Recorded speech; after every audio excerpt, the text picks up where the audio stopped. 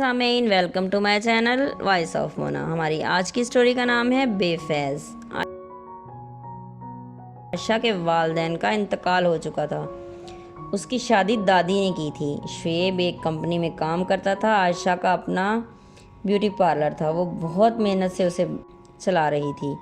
पहले किसी के पास काम करती थी। बहुत मुश्किल से पैसे जमा करके वो इस मुकाम तक पहुंची थी। वो शादी के बाद ससुराल गई और फिर वापस दादी के पास आ गई क्योंकि वो अकेली थी। पार्लर भी घर में ही था। घर उनका मार्केट में था। बहुत अच्छी जगह रह रहे थे, इसलिए पार्लर भी बहुत चलता था। शुएब उसका कज़न था। आयशा सख्त मिजाज हो चुकी थी। उसने बहुत ज़्यादा तकलीफें देखी थी। शुएब भी इनके पास ही रहता था। वो भी दादी से बहुत प्यार करता था। दादी को शुएब पसंद था, इसलिए उन्होंने आयशा की उससे शादी कर दी थी। शुएब ने पहले ही महीने सारी तनख्वाह अपने घर दे दी। आयशा को कुछ नहीं दिया। दादी ने पूछा, शुएब ने कुछ दिया है तुम्हें? तो उसने कहा नहीं। दादी ने फिर शुएब से कहा, उसने कहा घर पैसे दिए हैं, आयशा तो खुद कमाती है, उसे क्या जरूरत है। दादी ने खूब झगड़ा किया तो शुएब ने कहा ठीक है, अगले महीने से 5,000 दे दिया करूंगा। आयशा का उसकी बात सुन के उससे दिल ही भर गया था। वो अब बात भी कम करती थी।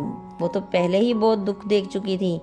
एक दिन शुएब घर आया तो बहुत परेशान था। उसकी बहन की हालत ख़राब थी और वो हॉस्पिटल में थी। आयशा से उसने कहा कि मुझे फ़ौरन 25,000 रुपये चाहिए, मेरी बहन की हालत ख़राब है। आयशा ने दे दिए। वो चला गया। दादी ने कहा क्यों दिए? उसने कहा क्या करती।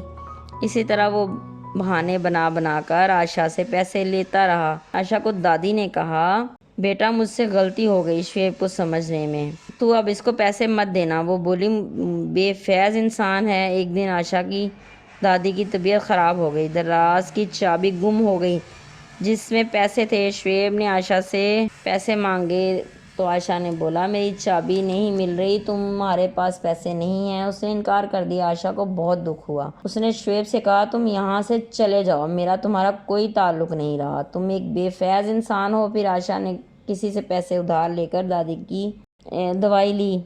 दादी ने भी आयशा की तारीफ की। शुएब अपने घर चला गया। आयशा ने दादी से कहा मुझे इसके साथ नहीं रहना है, मुझे हर सूरत अलहदगी चाहिए। ये बेफैज़ इंसान है, ये इस काबिल ही नहीं कि इसके साथ ज़िंदगी गुजारी जाए। फिर दादी गई और शुएब से बात करके आई। उसे बोला कि तेरे साथ मज़ीद नहीं चल सकते। फिर शुएब ने आयशा को आज़ाद कर दिया। आज वो अपना घर खुद चला रही है। दादी अभी ज़िंदा हैं और उसका सहारा हैं। आयशा का यकीन उठ चुका है।